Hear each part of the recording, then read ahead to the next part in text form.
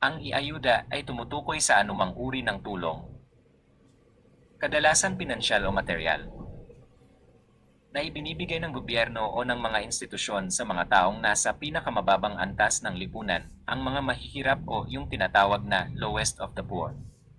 Karaniwan, ito ay upang matulungan sila sa pang-araw-araw na pangangailangan, lalo na sa panahon ng krisis, tulad ng pandemya, kalamidad, o iba pang mahirap na sitwasyon.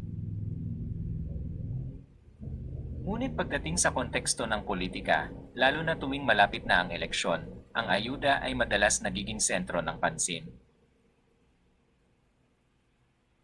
Maraming mga politiko, tulad ng mga kongresman, senador, at iba pang opisyal ng gobyerno, ay nakikilahok sa pamamahagi ng ayuda. Kaya lang, ang problema rito ay may pagkakataon na nagiging bahagi ito ng kanilang kampanya o ambisyon sa politika. Sa halip na maging isang dalisay na pagtulong, ang ayuda ay maaaring gamitin ng mga politiko para palakasin ang kanilang pangalan o imahe sa publiko.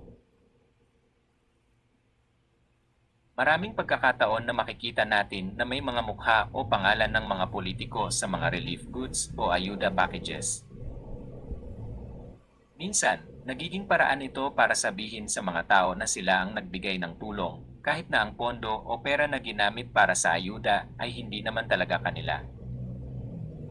Ang ayuda ay mula sa buwis ng mamamayan, taxpayers' money, kaya hindi ito dapat ariin ng sinumang politiko.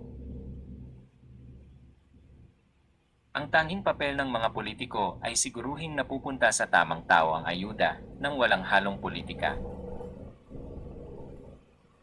Kapag ginagamit ng mga politiko ang ayuda para sa kanilang personal na kampanya, nawawala ang tunay na esensya ng pagtulong. Dapat malinaw na ang layunin ng ayuda ay para itaguyod ang kapakanan ng mga mahihirap, hindi para palakasin ang pangalan ng isang kandidato sa eleksyon. Importante rin na walang diskriminasyon o politika sa pamamahagi ng ayuda. Ang ayuda ay para sa lahat ng nangangailangan, hindi lang para sa mga sumusuporta o bumoboto para sa isang partikular na kandidato.